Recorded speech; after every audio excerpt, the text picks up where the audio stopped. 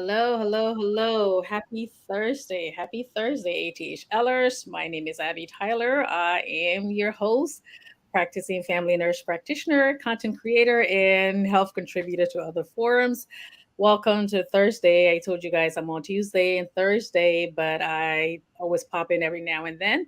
So today we're going to be talking about repeated plastic surgery, cosmetic surgeries, and the reason why I brought this up is because we all saw Kim, Lil Kim, who we all grew up with, the rapper. If you guys don't know her, she used to be a really beautiful girl before, but we all were like aghast when we saw her on BET show, the award show a couple of weeks ago, and everybody was complaining, talking about it, stating how I can't believe somebody like that who was so beautiful before would do that much to like alter her looks and got herself looking so strange. Now, I just want to make my first disclaimer: whatever we say here should not take the place of you seeing your own provider. And also, we did not. She is not our patient, so we did not diagnose her. It's just a symptom of what's going on. Okay, so and because of this and any kind of cosmetic procedures, I told you guys before, I also do the pre-op surgical clearance. And if I am concerned about something, I usually refer the patients to different specialists. And in this case, if I see that they're going repeatedly for surgery and over, we're not talking about it. And I may say, okay, maybe you need to see a mental health person just to make sure that everything is okay. So today we're going to be topic is repeated cosmetic surgery. Is it just insecurity, self-hate, or something more dangerous? And something more dangerous would be dysmorphia. So as always, so today I'm going to have Miss. You guys know him as Moses on Facebook. His name is also Steve Bowley. Please give a rousing welcome. First time on this show, and like I said, I was going to be bringing other professionals on. So today he's here to talk along with me. So, Mr. Bowley, can you please introduce yourself and just say a little bit about your background? Well, thank you, Abby. Thank you so much for the invite. It's an honor to be here. Um, One of the very first time. It's been a very long time since I've been on Focus on Liberia. Um, I'm not a stranger to Focus on Liberia. As always, I would always say um, the Liberian women are the most beautiful women on earth. Every time I say that, sometimes I get in trouble with some of my friends that would tell me in the back, my man, you putting the women up there too many women are poor in situation we can't handle. But that's what I believe, and I think it's a fact, as evidenced by my mother, my auntie, and my sisters. The other women that I'm surrounded by as well. Um, I'm grateful to be here. My background is in counseling, therapy, psychology. Um, Currently, your doctorate candidate, almost done here. I've been doing what? I've been doing counseling for about maybe 10 years or more. Um, I've dealt with different clients, different age groups, family members. I've worked inpatient setting, outpatient settings. I've worked dual diagnosis, which means people are dealing with mental health issues and substance abuse as well. And so I'm also an adjunct instructor. I do teach at the Grand Canyon University at the master's level, mental health and wellness. I teach different courses in psychology as well. So basically, that's me. I don't like to talk about me too much. So I'm here to join you in this conversation, and I look forward to the conversation. And thanks for the invite, Abby. Oh, thank you too. One day I'll be on your show talking about the medical side of things. Yeah. So tonight we're not actually streaming directly to FOL. We're going to do that later because they have a competing show right now. So usually I'm the health contributor. So on Thursdays, I told them I'll just share it later. So did you share it on your page already? I am currently pushing it through. Okay, that's why I was trying to like buy time a little bit there. So there we go. So again, we're going to be talking about plastic surgery, cosmetic surgery. As you all know, I've already done a show on this. The safety, again, I do the clearance. I have to make sure the person is medically cleared for surgery, also cardiac wise. So usually, and I have nothing against plastic surgery. I always tell people I don't have anything personal against it, as long as you're making sure you go into a board certified surgeon, and and also the reasons why you're getting the plastic surgery. You have to deal with it first, because eventually you're just going to end up going back for more and for more. And there are surgeons out there who, as long as you have the money, they will keep working on you until your body looks completely disfigured, and we keep on doing it because you have the money, and they'll do it. Some other surgeons will say, let's stop right now because this is no longer safe. And other surgeons will continue doing this. So those are the ones you have to work out for. And most people are saying, oh, if I had that body, you should be happy with what God gave you and all that. I can't believe she's doing this. How many of us, if we really had that kind of money, that we wouldn't try to fix everything, that we think that's wrong with ourselves? So it's okay to be insecure. It's okay to have a little bit of like, oh, I don't like this part of my body. I don't like my nose. I don't like my mouth. I don't like my hips. I don't like my butt. I don't like this. That's okay. We all go through that. And sometimes you exercise a little bit too much to get to where you are, but you can change your anatomical part, your bones structure. But when it gets to the point where it becomes a little bit more that you're doing more and more and it becomes unsafe, that's when your medical doctor or your provider will refer you to the psychologist to get help. So, what is body dysmorphia? Do you want to do that? And I would just chime on in to Mr. Bowley. Well, thank you so much. Now, one of the things that most people do not understand is both what you want to term is psychology or mental health disorders or whatever now. We work currently with medical professionals, and it's critically important. We work hands in hands. We're not mutually exclusive. We're not two different groups of people, because in most cases, it's either we are referring you or they are referring you. So it's vice versa. Mm-hmm. So, and it's part of the holistic care. It's part of caring for people holistically. So, for example, like Abby said earlier on, she would be concerned if these things are going on, and she would do a referral and say, maybe you need to see a counselor or therapist or a psychologist to look into this a little further, because I'm done with the medical part. On the other hand, too, when we're done with what is the counseling, the therapeutic part of it as well, then we send it over as well to the medical. But basically, in a nutshell, the conversation Abby has introduced today, body dysmorphia, it's a disorder. Let me put it that way. It's a disorder, and it's actually, it relates to a mental health disorder. Now, I would try as much as possible to not be clinical. In other words, I have to make it as simple as possible so that everyone can understand. Even my Oma all the way in Lima County, when she listens to it, she will know exactly what we're talking about. So this big word, body dysmorphia, what it really means, in other words, it means maybe you're not happy with some of your body part, or you're not happy with your physical appearance or something on you. You're not just happy or satisfied with it. Either somebody told you about it, or you say you recognize it. For example, maybe I'll look at my face and say, my nose too big. And I start to over and over overthink about it, overreact to it, over exaggerate. And then the next thing that comes to mind is I want to have something done about it. Or somebody start voking me. Let me use our typical Liberian word. Somebody start voking me. And the person starts to voke me, and it starts to affect who I am now. Whether it's my self-esteem, or I start becoming too overly sensitive and start to say, you know what, they think getting too much, everybody talking about it, so I need to go fix it. Or on the other hand too, maybe peer pressure. Maybe somebody, I see everybody getting the nose fix, or the breast done, or the butt done, or the head done, or the head done, or the eyebrow done. It's so different thing. Or I watch TV and I see people doing it. I say, I just like it. I saw how that girl did it, or I just like it. So automatically, I want my body to ship that body part to ship like the person. So body dysmorphia, then it becomes that.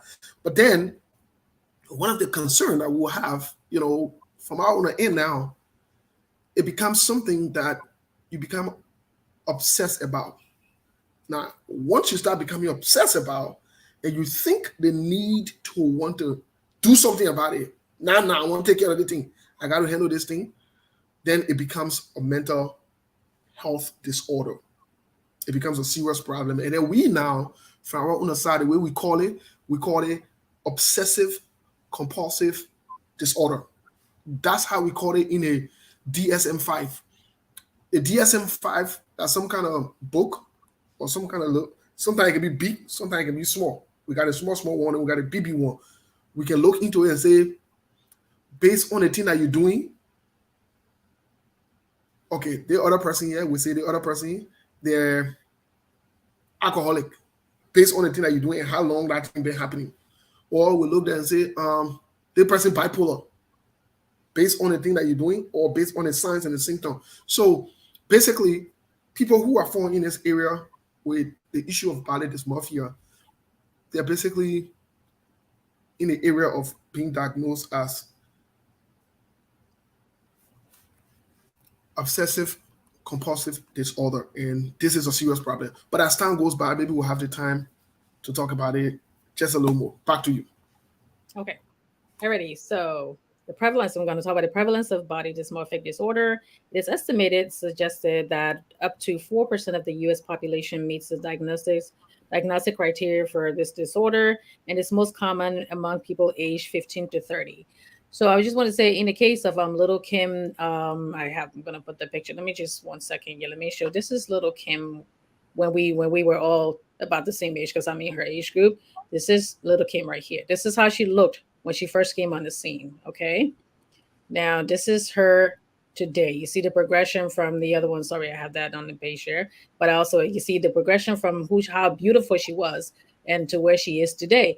Now, when we all thought she was beautiful, but there was public, and I'm only going by published reports, she did say that she was teased mercilessly by family members about how she looked, how she, they didn't care this much. They didn't, for her color, she was a pretty brown skin girl. She didn't care for her, she wanted to be like dual light skin. She wanted the straight nose. She wanted different parts of the curvy body, and she was okay from our standards or for what we saw. And back in the day, in the '90s and all that, that's when the rap girls became really popular, and she was always teased about it.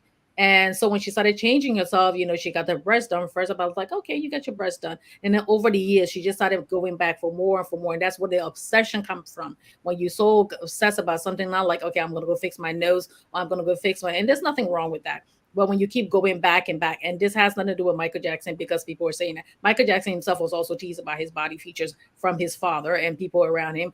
But the skin complexion thing, he had vitiligo. So you guys can look that up and see what vitiligo is. But then also he did that mainly because it causes little spots here and there, but it takes a longer time, it takes many years for your body to completely change. So he had money and he just changed it all of a sudden. He just did it, quickly. But going back to the topic here. So some of the symptoms, I'm going to go into symptoms and then you can get into that.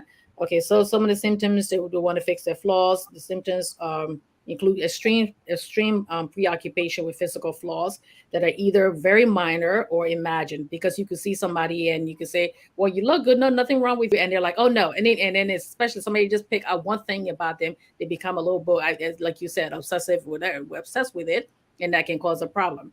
They spend excessive amount of time covering perceived flaws. When they say perceive, it's something that is not there, but that's what they perceive to be very bad.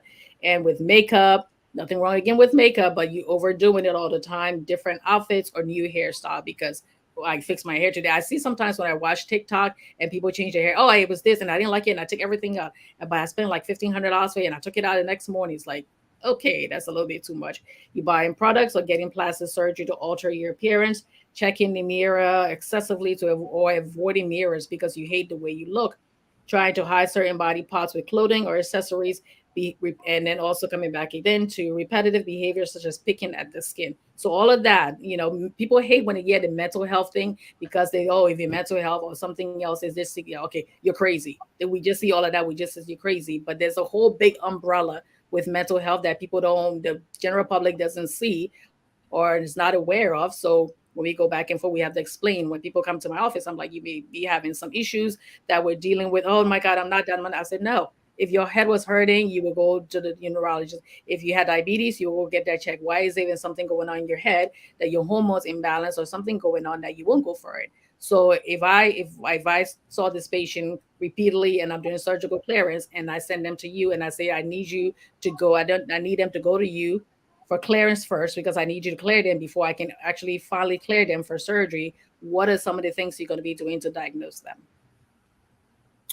Well, first of all, um, one of the things we normally do is we find out what is the root cause of people getting, having this disorder.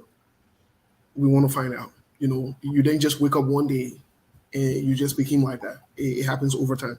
So let's take for example, like you'd said earlier on, somebody did their maybe they did their nose, and then later on they want to do their teeth. Okay, what's causing this obsession?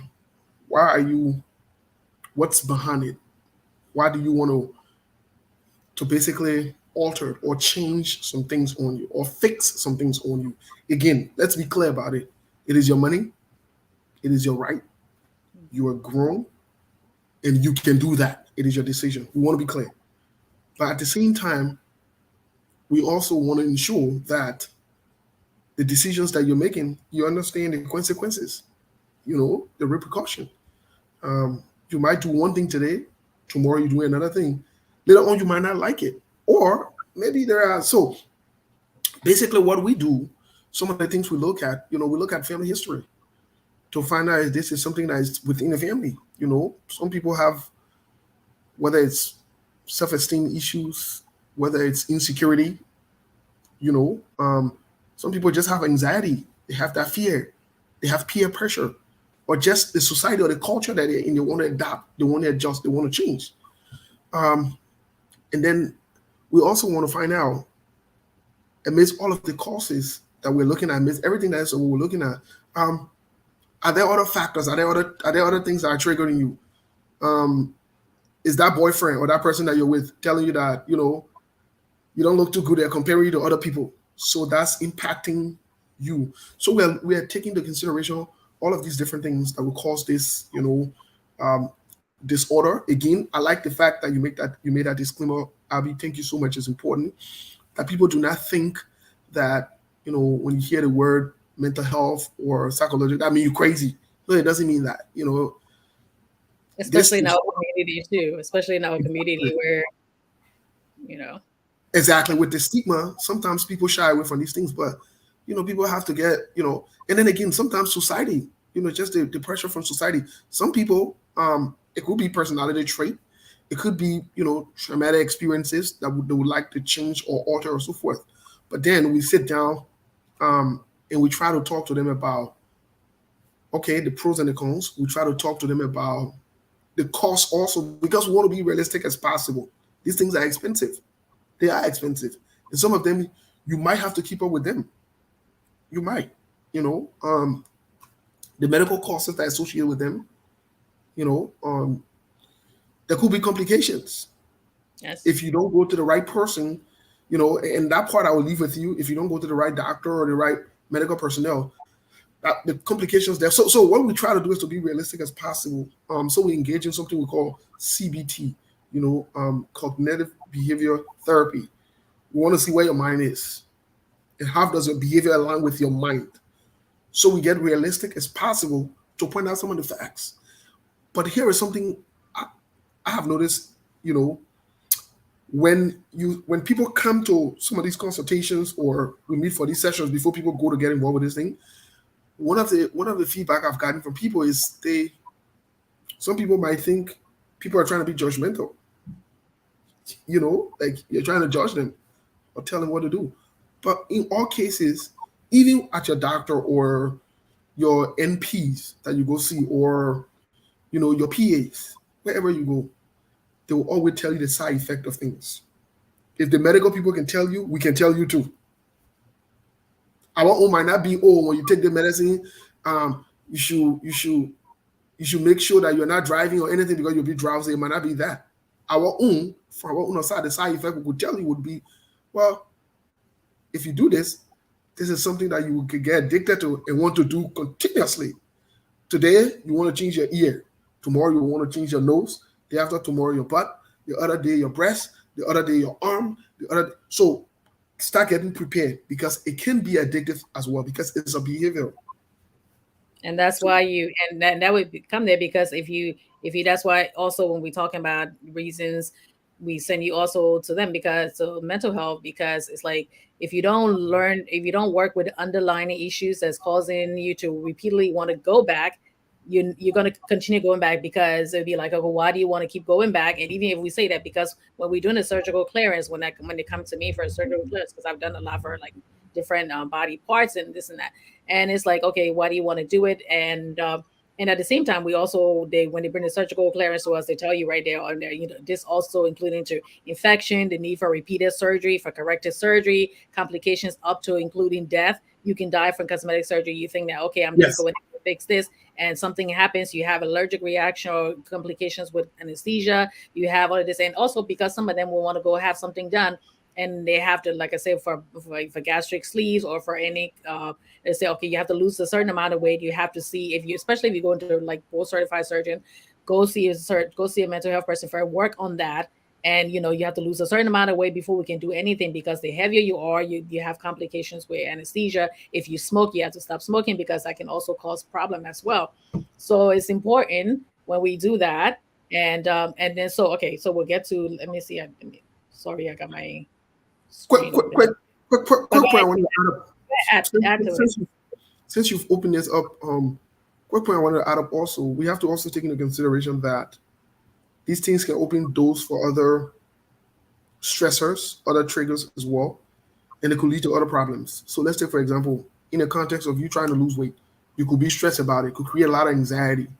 Um, that could impact maybe your blood pressure, from a medical standpoint. Also, Yes. that could create sleep disorder pattern. You'll be worried. You're worried that maybe the surgery will not go well. It will go well, whatever it is. You're worried that you're very concerned about how people will see you, and so you're continuously trying to fix this, fix that, adjust this, adjust that. But in the long run, you're also worried about the long run the consequences, whether it is the silicone or whatever it is. Simple things like simple things like tattoos. One of the things I have been able to do over the past time is to research the history of tattoos. I want to know where they come from, why they're like that, why people, and I just from looking back, they date it way back to Egypt. There's a god in Egypt that was responsible for that. According to them, the gods there, they were there to help people to heal from their pain, and so they would instruct you to go there when you are in pain or so forth, in order to get it, they will instruct you to make marks on yourself. What we got tattoo today. So you see, over time, people started getting addicted to it. Some people just look on the TV or see other people and say, "Oh, I like it." Okay, what's about it that you like, and are you ready to go through what it causes? Because sometimes you could even have a tattoo. Some places wouldn't want to hire you. Some jobs, Yeah. they will say you got tattoos, they can hire you. I Yep. know back then, I'm not sure about the army. If you had tattoo, to some extent, the army in the United States or so forth, certain places they wouldn't hire you or they wouldn't even take you or whatever now. So all of these things you got to think about and the long term effect too as well. Yeah, and also what I tell people, when you, even if you go to get tattoos, make sure it's a clean needle and make sure it's a clean ink, because people are Yes, getting hepatitis and everything from that. And also, if you're going to get tattoos, if the first time and you're young, do it somewhere where, like I said, anything that the bathing suit doesn't cover. That we used to say, anything anywhere the bathing suit doesn't cover, that's where you should put it, because at least that way you can always hide it. So when you change your mind later on in life and you're working somewhere where they don't want to see on your arm or on your neck, and all you know is somewhere where nobody else can see it. If it's on your hip or somewhere, nobody else can see it. But yeah, so that's a personal decision you want to make. But just make sure you do the careful part, and make sure you go into somewhere where it's sanitary, and not just somebody who say, "Oh, let's just do it," and they're sharing the same needle and the same ink and all that. Okay, because we'll say, "What is she to change the ink, the needle?" Like, okay, but they're sharing the same ink, so right, that you still working like that. So going back to that, talk a little bit about. I have a little bit. I always thought I had a little bit of OCD myself, but in a good way. I use my OCD because there's certain things that I try to remember and I'm going to forget. I just go ahead and I'll be like, okay, I know I turned the stove off. And for me to remember that I turned the stove off, if I'm going somewhere far, I will literally take whatever I'm cooking in the stove and put it in the other burner. So I remember that burner was already turned off, and I would do that. And if it means for me to get back in the car and come back to do it, I'll do that. So we all have a little bit of, like, just outside the margin of something, and we all have something about us that, okay, there's just something I don't like about me. And there, I mean, even though everybody say it. And by the way, all those rappers, the girls who are taking out their silicone thing from their butt and all that because of health reasons, and now people saying, "Oh yeah, our real bodies are coming back." Now people getting rid of all these things and try. For some of us who are naturally curvy, our body's not a trend. Okay, so and no, I don't have any implants. This is just me. So let me just put that out there to kind of lessen the mood. But anyways, going back, okay, so you said the treatments, some of the treatments who you already talked about cognitive behavior therapy. Some of the treatment would be I put you on SSRI. Usually that's when you come into me or you go into psychiatrist who can but usually if we do the mental health first, try to stay away from any medications if we can Right. help it. And then we go because medication also comes with side effects. But if you have to get it, if the symptoms are worse than the side effects, we will go ahead and give you the medication and go on from there. But you still continue with the therapy and to go on. So anything you want to add to that? Yes, you would. I agree with you that the medication part of it, and that's the good thing about therapy. It's mostly conversational. Unless you're having some hallucination or you're going through some withdrawal or detoxing, then maybe medication will come in to help you to stabilize you. You know what I mean? But as long as you're stable mentally, you can have a conversation to rationalize your decision and the choices that you're about to make. Again, the goal is not to stop you from doing what you want to do. That's not the Right. goal. So don't shy away from it. The goal is to sit, open your mind, give you different perspective and different views, and ensure you are evaluating all options before you can engage into this. Because, like it or not, whether it takes 100 years, the side effect would show up. Like it or not, these things are not permanent. All of these celebrities and other people that you see doing these things, they have the finances, they have the ability to sustain themselves for a longer period of time. So for them, it wouldn't be of a burden. But for you and I, who are making ends meet here and there, who are the everyday working people, you want to take that into consideration, such as, do you want to take your pension or your paycheck that you've been putting in your social security and other things to be taking care of something that you started maybe when you were much younger, only because you wanted to be quote unquote sexy, or you wanted to be hot, or you want to be part of the trend? Or do you want to sit and think about it and say, nah, let me stick with what God gave me naturally, accept it for what I am, and work with what I have? Or if you want to do it, you can go ahead and do it, but do it in a way where it's safe to you or safe to somebody else. And Most again, definitely. for board certified surgeon, don't just go to somebody who you say, "Oh yeah, my cousin guy," went to. There were some people who were like faking to be plastic surgeon and then putting like Hulk into people's butts and all that. I'm like, and they're like having like devastating consequences. I've taken care of people who got like severe infection after surgery as well. So, and I've seen the other side, I've seen that side. So, we're not stopping you from doing it.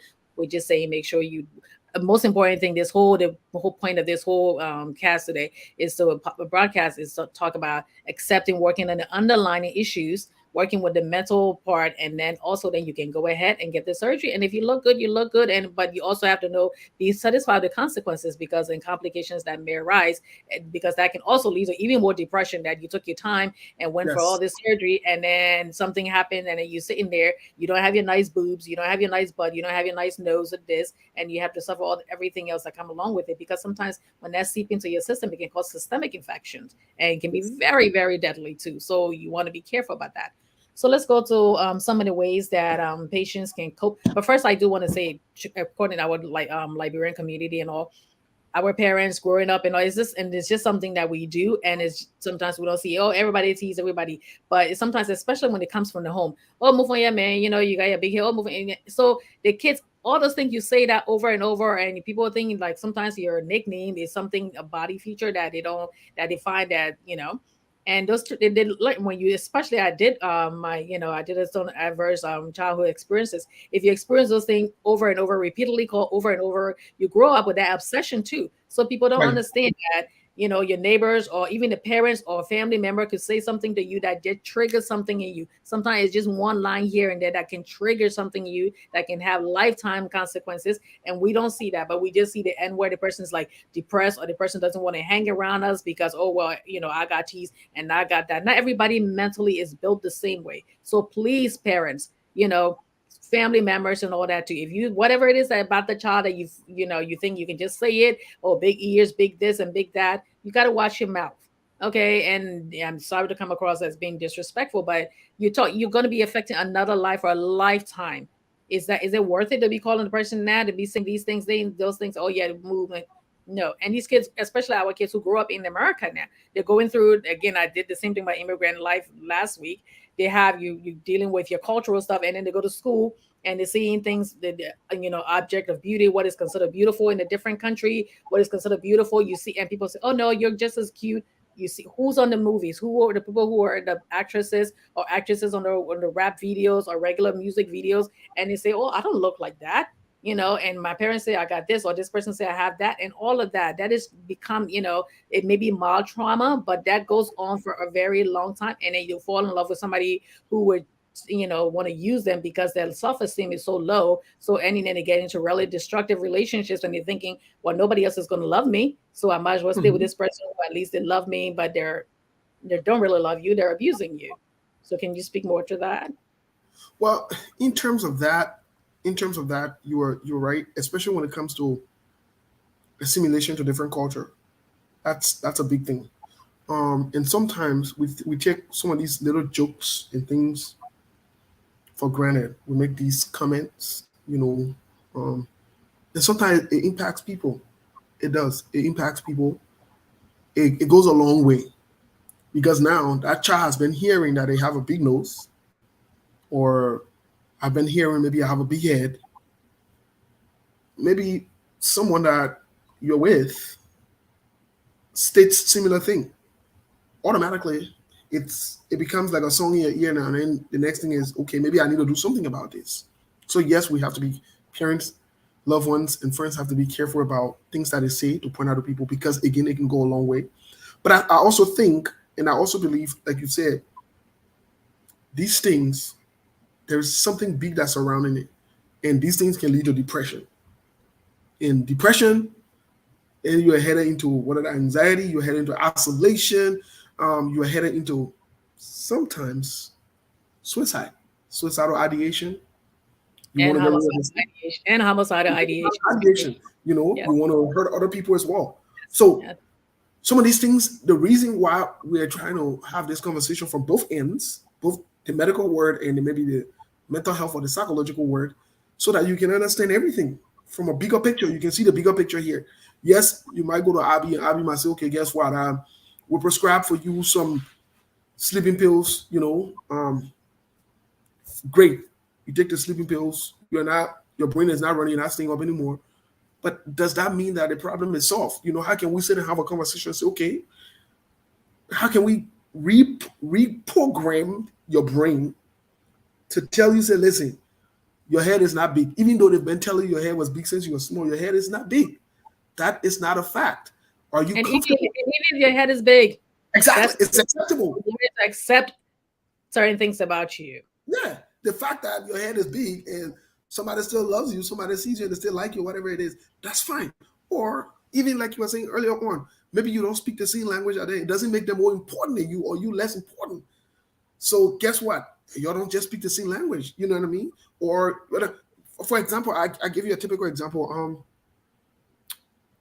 Out of African child that got a little confused about the sexual orientations. And he comes to the office. He started to act up in school, but then his mom brought him in. They referred him for checkup, diagnosis or whatever it is. Come to find out, this young man was only confused because he is not used to seeing boys of his age coloring their hair, acting like women, and he's not used to that. But he's seeing other children of his age acting that way. So it altered his brain. He started acting out. What they didn't understand from the school and what his mom was not understanding is he was reacting normally, refusing that because he's not used to that. And that's how we are as human beings. Let's say, for example, if you give somebody a medication that the body is not used to, or whatever it is, the body would normally have a reaction to it. You know what I mean? It will. It will either reject it or people start acting some kind of way. So the same thing with this kid. Mentally, he started to act up because he's fighting against that thought and that plan. And so we have to sit and have a conversation with him time over time. So he will come to the office, we'll have a session. We have to explain to him that this is going to be the new norm. This is going to be the new situation. Other people have chosen that way of life. You don't have to choose it, but you have to respect it. So you see, It's taking time to do that, but eventually we're retraining the brain so the brain can understand that, okay, this thing here now, you got to work with. So the same can be done with some of the, whether it's insecurity, peer pressure, low self esteem, and other things. It can be done for that. Yes. So before we go to some of the coping methods, I'm just gonna just look at some comments over here. Brazilian monk say he is watching. Jackie Jackson Jackson said, or they just may want to fit in with the group or society where they live. Yeah, which is what I said. When I came to this country, all I wanted to be like nice and straight, like and skinny, like the models and people that I saw on TV. My body's been curvy forever, and I used to wear bigger clothes to kind of hide that because that's not what I saw as being beautiful. And I came here as a young girl, so I was really at an age where it was like really impressionable age. So nowadays it's like kids see it and it's like, okay, alrighty. So let me see. And then, so that's you said so true, sir. Let me see what Master will say. Low self esteem, self worth, peer pressure, shame, and guilt. Yeah. Yeah. And it's like our parents put it on us. We get it from society. I mean, it comes from all circles. The new war of beauty standards is creating more trauma. Yes, it is. Yes, it is. And social media is not helping you all too, because every time we post our pictures, it's like it's got to be the best picture. I mean, and nobody can women if you, especially a woman, even men too. You would take at least 50 pictures, and sometimes maybe two would be good, and you look for the best two to put on because it's like back in the day you took. And I'm dating myself again. You had your camera, you had 30. What's it 31? Flashes or some film or whatever, and then if you messed it up and you got your pictures back in 2 weeks and you messed it up, that was it. Somebody's finger was on there, or you weren't looking the other way, or your eyes was crossed on there because you squint a little bit, you were stuck. But now you have like so many ways and so many ways to alter that pictures, because when they come on, you want to get the most amount of likes, you want to get the most amount of reactions. And somebody said something about when you're on social media, and then it shows how your body reacts when they see that notification, that red notification, and somebody click like on your picture or say something nice on your picture. Everybody, it's like the new thing that back in the day they had other ways, but now social media has made that even worse. And let me just get to Jackie, and now you can get on. Jackie said yes, they have the funds, but at the same time they're struggling with so many other issues that they don't know how to voice them out without quickly being judged. Yeah. And also for the stars, again, they're under pressure too, because you remember your body is your brand.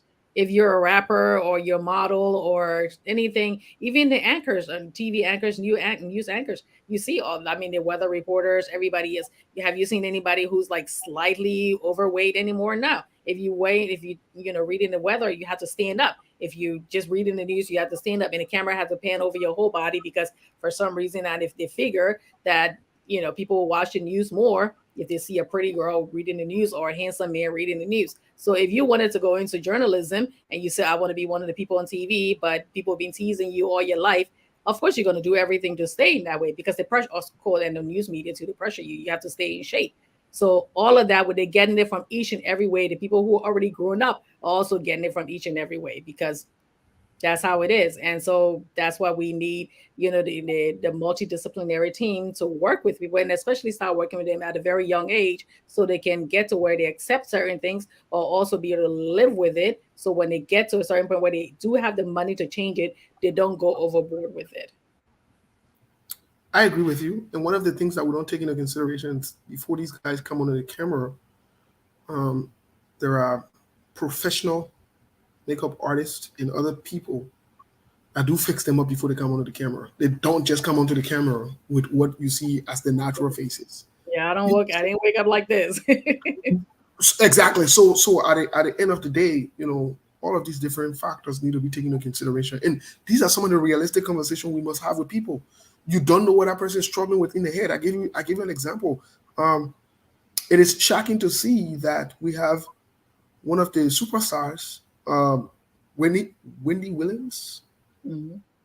spend years talking about other people, you know, getting other people on. And sometimes when I first came to America, I would see them doing that, acting, hey, whatever it is they be doing, fine. But only to come to find out down the line, she's been having her own struggle from a mental standpoint.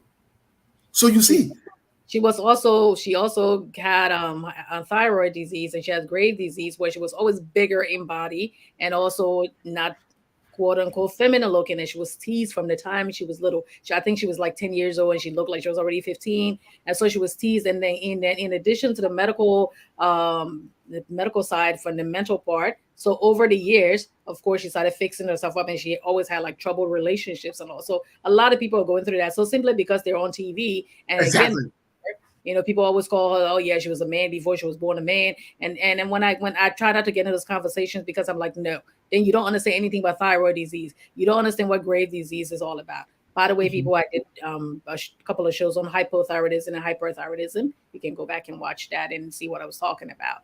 So basically, that's it. I mean, they go through, people who are grown up go through this. So this is the reason why we're trying to talk about this. So if you are in that boat, this is what you need to do. And then also, again, repeated surgery. But we'll get to the coping side of it.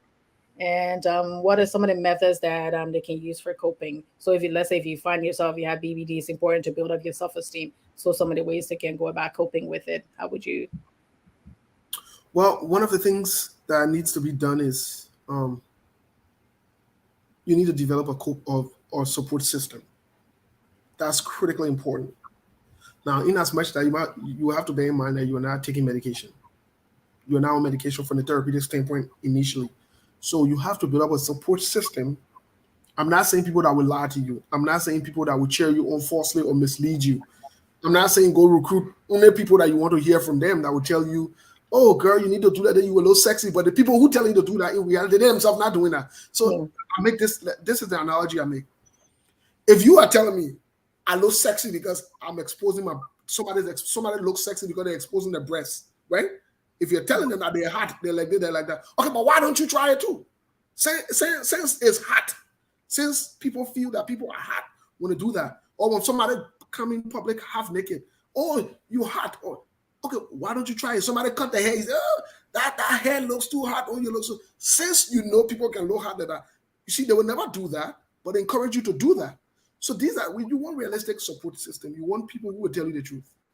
Let's be honest. You want people who will tell you the truth. Another thing also you want to do also is you want to also in this context, you want to look at other places that compensate for you in your life or in your body on your body. So let's say for example, none of us, none of us were made perfectly. That's not true. Nope. The perfect man and woman you see on TV with everything in shape and everything looking fine, whatever it is, that TV, Mhm. that a TV personality. And also, what is considered perfect? So that's Exactly. it's subjective. It's subjective. So Exactly. So this idea of trying to so you want to look for other places that compensate on your body. So let's say for example, if your nose big, maybe you got fine teeth. And not the same God that made a nose big, but then he gave you a fine teeth. How about you show that fine teeth too now? Come on. How about you consider that? Another thing also you want to do also you want to encourage yourself, build it up in your spirit. Tell yourself you are beautiful. I hear people writing, I'm beautiful in and out. You're beautiful in and out, whatever it is. Have these positive, affirmations about yourself. Stop trying to allow people or wait for people to validate you. Let me tell you something. Let me say one of the things I do. Let me say one of the things I do in the most of the times when I wake up, or most of the time when I look at myself in the mirror, I ain't waiting for nobody to tell me anything about myself. My confidence is so high off the roof. I ain't joking. So you see, I ain't waiting for that. I'm not waiting for you to validate me. I'm not waiting for you to tell me that. That's why I can look at the Liberian women and tell them, say they're the most beautiful women on earth. And you see it? also, but also men can do that, and it's like, oh, okay, yeah, he's hot. If a woman does that, then she's conceited, and she's, you think she thinks she's all that and this and that. So you have to get to the point where you really yourself beautiful and honestly believe it. You're not being, you'd be like, I'm not conceited. I'm just convinced. I'm just convinced that I'm Exactly. hot. Just as I, when you get to that point, when you see somebody doing that, chances are they're more than likely building themselves up, like you said, because they've been teased and they've been told so many times they weren't this, they weren't that. And now it's like, I don't care what you think about me. This is what I think about me. You don't know my history. You don't know my story. This is what I think about me. If you don't like it, well, turn around, look at something else. Right. And always I would say this, always try to make a decision of your own. Don't allow peer pressure, especially if it's a good decision that will benefit you, that is healthy, that is safe, stick with that decision. Don't allow peer pressure because what might work for someone might not work for you. Okay. Everybody is made genetically different. And so you don't want to gauge into certain things. For example, I always tell my friends, they'll tell me, "Oh my man, you can't drink, but you can take one cooler." But I don't drink one. Why should I take the cooler to cool me down from what? Think about it now. I can't drink one, right? Fine. I can't drink liquor. Fine. Why am I taking one cooler? Why you can tell me say take water or take juice or take why would I have to? So you see, because one of the reasons too, you have to care for yourself. I don't know my level of addiction. I don't know if I'm susceptible. So I don't want to try alcohol. I'm not better than you. It's Mm. just that I've preferred not to try it before I get addicted. So you see, preferably I wouldn't go that way. Same thing with smoking. I will not smoke. I don't care whether it's hookah, whether it's vape, it doesn't matter. It's a conscious choice that I've made. It's a conscious decision. And you sometimes you have to do that. Other people might say, "Oh, you think you're better than us?" And oh, look at her. She said she can drink now. My poor yaka, you didn't get what we used to get flip before. Fine, that was back then. Maybe you've decided to change the course of your life. So all of these different things, they help a lot. But again, surround yourself with supportive people, not people that will bring you down, not people that will impact your self-esteem or make you to look down on yourself. No. And journaling also, journaling helps a lot, writing down your thoughts and all that. Yes. Because, you can say there, you going back and reading it. And also when you journal over a period like a month or so, you can go back and read and see how far you've gone and have you improved in your thoughts about yourself and everything, the way you see yourself, your self-image and all that. Yes. So again for my woman and my papi there, the journaling thing she's talking about, write it down. Be writing how you feeling down, how your day going down. If you want to write, if you're not able to write, and your son or your daughter going to school, they can write, tell them, let them write it down for you. You can keep it. Yeah, then tomorrow again, you tell them to read that thing to you so you can hear it. The same thing what you tell them, let them tell you the same thing. Tell yourself the same thing that if you're a Christian, tell yourself you are wonderfully made, by God, you are precious. All of these things are important. They're very we don't look at them that way, but they're very important. And I always say this, I'll continue to say this. I don't say to Liberian women that they are the most beautiful women on earth, taking it for a joke. I don't say that. I mean it 100%. And the reason I mean it is because if anybody wants to argue that with me, then I'll refer you to your mother and say, okay, you want to praise your mother? Who not want to praise their mom? Think about it. You see, so that's why I can always say, it's a fact. If people say, no, that is an opinion. No, it is a fact. So I guess if you say it with your mother, then it'd be like, okay, well, I can argue with that. You How will you argue with how will you argue with that now? You can beat it. It'd be like, okay, well, if you put it that way, yeah, my mom's pretty, my mom's this, and Exactly. that also depends on if you have a healthy relationship with your mother. So that's another topic for another day. So okay, so we do that. Participate. Okay, so let me go to we're gonna go down to where how you can help with somebody. How can you support somebody with body dysmorphia? So if your friend or family member has body dysmorphic disorder, try to be an empathetic listener, help to build their self-esteem. Like Rimple, they always say, oh, just stop being, don't do that. Also, some again, they may not know how to handle it. Also, so when you send that person to therapy, it may have to be a family therapy. Because if I was raised in a certain way, I don't know, I don't have the tools and resources to be able to help my child if I only know one way of thinking and one way of doing it. So I may not be able to help my child. So sometimes it requires a group therapy, a family member, other people coming in for you all to talk about it. Sometimes it's not always possible, but if it's possible, I say you go ahead and do that. Okay. So is body dysmorphia the same thing as being insecure? You want to take that one? Are you Yes, frozen? most definitely I agree with you that sometimes it would have to incorporate the entire family at some point. You have to bring the family in because they would play a major role in terms of the support system, in terms of maybe addressing some of the online courses or whatever it is, or the loved ones, partners, you know, um, associates, close friends, people that you trust. Maybe you want to bring them in for you to talk about it after you've spoken with the therapist for a while. Most times, would recommend because we want to know who's involved. And again, it's part of the care plan, the treatment, or whatever you might term it as. It's part of it. Even with medical personnel.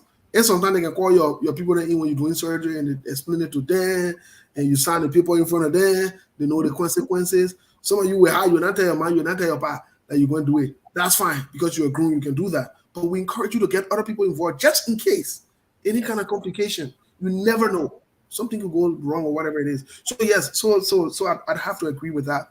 I'd have to agree with that part. In 100%, it's applicable across the board. Bringing family in and loved ones and so forth. It makes a huge difference.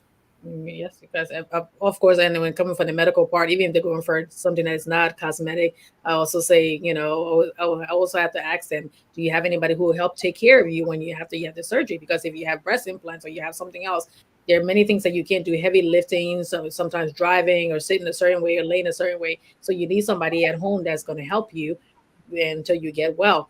But I'm also when I making the personal now. I remember when I first decided I was going to do this get on because I've been doing it now since like 2014, and I always like there were some things about me that I'm so kind of low insecure about. Everybody has that, and I was like, oh my god, do I really want to be showing my face on camera? I know they're gonna pick apart everything. There are some people who, like when I used to be on the Liberian forums and I say something and they got upset. Oh my god, it would inbox me and cuss me out of my head to toe. I'd be like, oh my boy, yeah, please. My, I'll call myself, yo, come on, bro, let come and cry because I mean, they'll describe me from one end to the next, and I was like, do I really want to put myself out there? And it's like after a while, it's like, you know what? It is what it is. And even the other time when I posted my picture and somebody said the picture made you look fat, I did a show about that too. It was more about body positivity. So if you guys want to go back there, it's another topic to know about. So there's just certain things you have to explain. You have to accept to yourself. And also when I said, oh my goodness, okay, I've put on a little bit of weight over the years with everything else, moving from nursing to being a provider and everything else that came along with it, and age and all. So it's like, okay, people are gonna say, oh, you're talking about healthy living and you this and you that, but you're not exactly, felt in this. Most doctors and most providers are not. If you say, oh, the therapist, you think I have people who work in mental health and also they also have issues too. So we don't have to be perfect and we put ourselves out there. Yes, we have other issues that we deal with. When I was growing up, I used to get teased about my eyes. Oh, in Liberia, big eye, big eyes, big eyes.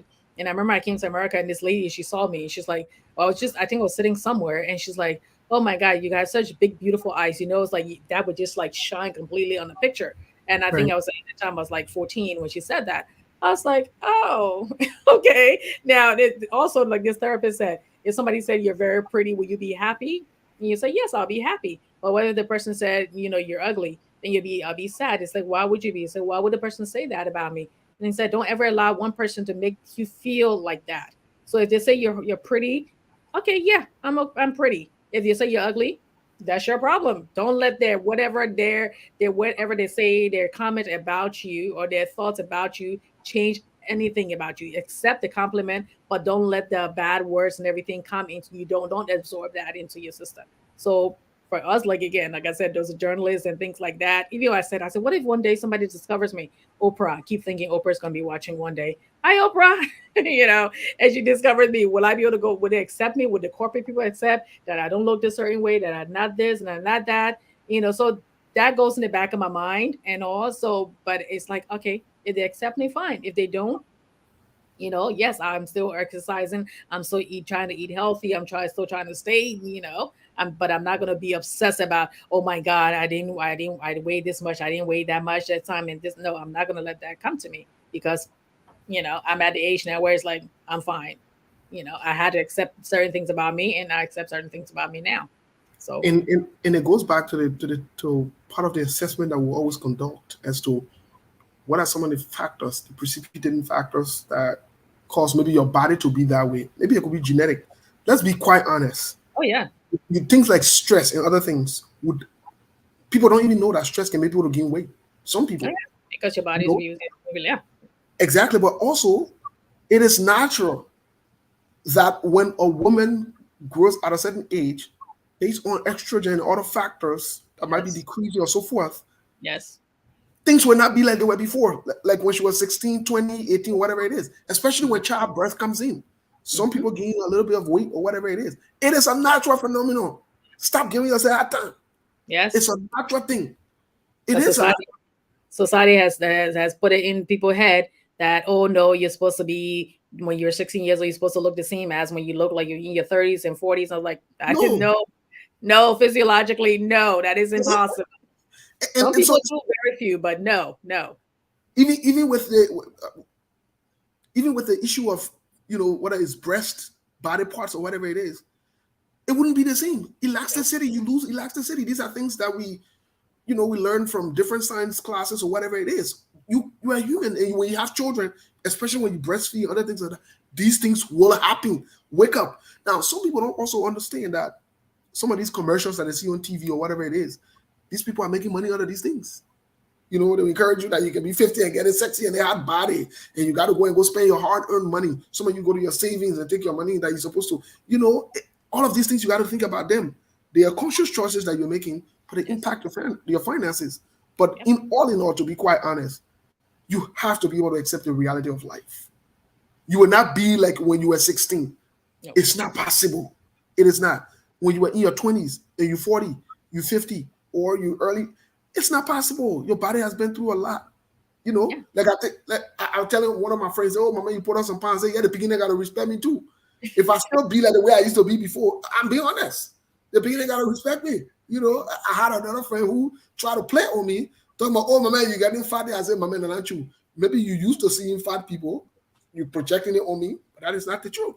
You know, all in all, you have to be able to accept certain things. I Yes. can't And be the same skinny Steve I was 10, no, 20 years ago. It's not just possible. no, It is and not. no, and men, you lose the, your testosterone level also slows down too. You gain Exactly. weight, you gain weight around your belly area, your chest Yep. area is not as strong as it used to be. Your shoulders, so all of that come into play as you get older. And I always tell people, I said back in the day, women had to get people who were not just women, but you had to put on some weight because in times of famine. The skinny people died off early. So I was joking at my friends in my other job. He used to be like, "Oh, okay, just wait for times of famine. You see all these skinny people being dead off because it's going to go after the lean muscle tissue right away. So we have the extra fat. We'll be able to live through famine." So jokingly, but back in the day, in the hunters and gathering years, people had to have some weight on their body in order to be able to do those things. Now, I'm not saying unhealthy weight. Now, I'm saying don't be obsessed with certain things and try to look at. Remember my old days when I used to be like this. I look at pictures and be like, "Oh my God, look at them." That's normal to look at that. But sometimes you just say at some point you have to accept yourself because even when I see something, I'm like, "Oh, when I thought I was fat, then I wasn't really fat, or when I thought I was this, then what?" So just accept who you are, accept who you are, and then if you can do that, work on it, and but do it in a healthy way that you're not obsessed that it goes into a disorder. So basically, to conclude, so we'll just say our final word so we can be out in 2 minutes. So any final thoughts, Mr. Bowley? Well, thank you so much for the invite, and hopefully this will be a repeated thing. I think you can remember when we went back and forth through a text message. Imagine I've been on social media, or my face has been on social media for this long. What did I tell you? I said I was nervous. I said that. It might seem shocking to you or other people, but that's who we are as humans. These things, we're not made like machines to say, this will never happen to me. It can never happen. No. Let me say this. I embrace who I am. I try to work on my health. Um, if you don't embrace who you are, if you don't accept who you are, people will always want to tell you who you need to be or what you need to be. And that's where the problem starts. Who told you you didn't see that big nose? You've seen it before and you've accepted it. Make it to be a norm. Let people accept it. Yes. They will accept it. Mhm. Stop allowing people to project their feelings on you. Stop allowing people to impose their will on you because they want you to look a certain way or appear a certain way. So then you adjust. How long will you keep adjusting to other people's views? Except for who look, listen, I let it go. I let myself, let me say, I let it go. Oh, I let myself. I supposed to go anywhere, but anybody change anything on me. I will keep my B here, I keep my B nose, I keep my B up, I keep my B more. I keep it because I didn't choose if I were doing that choice, if I were making that choice. So start to think in that way. And again, seek help. Please seek help, especially in this country. Some of you got your insurances from your job. They offer mental health. They offer medical. Please listen. The church will not solve your health and your physical problem. That's not true. It's not a spiritual thing. Seek help. Even your pastor can go for doctor appointment. It's not taboo. Go to your doctor appointment. Go see your Yes. doctor. Take care of yourself. Stay healthy. Stay safe, and surround yourself with positive people. And most importantly, listen to positive things. Leave all the drama show there. Leave all the gossip show there. And leave all the funny people. Thank you. Wonderful. I appreciate the time. Thank you so much for joining me. Everybody say, thank you, Mr. Bowley, for coming on. I appreciate that. Please, guys, share the show. And, I'm on Tuesdays, my regular show. And also for Fridays, I do Friday chat with Abby. So thank you all for joining me. I appreciate. Like I said, I was going to be bringing other professional ons and all that on at the same time. So thank you for joining me. Please, I'm trying to get up to at least 1,000 followers by July. July is almost going farther, but if you love and support me, please share the show, like, comment, and subscribe. And I'll always answer after. And if I don't remember something, I will put it back later on. Okay. So thank you all for watching. For those of you who watched along, I say thank you. For those of you who will be watching later, I say thank you all so very much. And I'll be on 7 o'clock tomorrow for Friday chat with Abby. But this is just a special presentation that I wanted to bring on. Okay. So talk to your doctor if you think you have any, if you think you know anybody who you have body dysmorphia disorder. Please talk to your doctor about it. Please talk to them and also advise them to seek help. It is that important. Okay. It is that important because repeated surgery, if it's not curtailed or done properly, okay, it could end up in, deformities and even death. Okay. So thank you all for watching me. I appreciate all your love and support over the years. Once again, I love you all. Thanks for watching. Take care of each other. And I'll be back tomorrow. And I'll be back for my regular show on Tuesday. I'll stream this show later on Focus of Light on Liberia. Okay. Thank you all for watching. Take care and good night. Hi to my brother.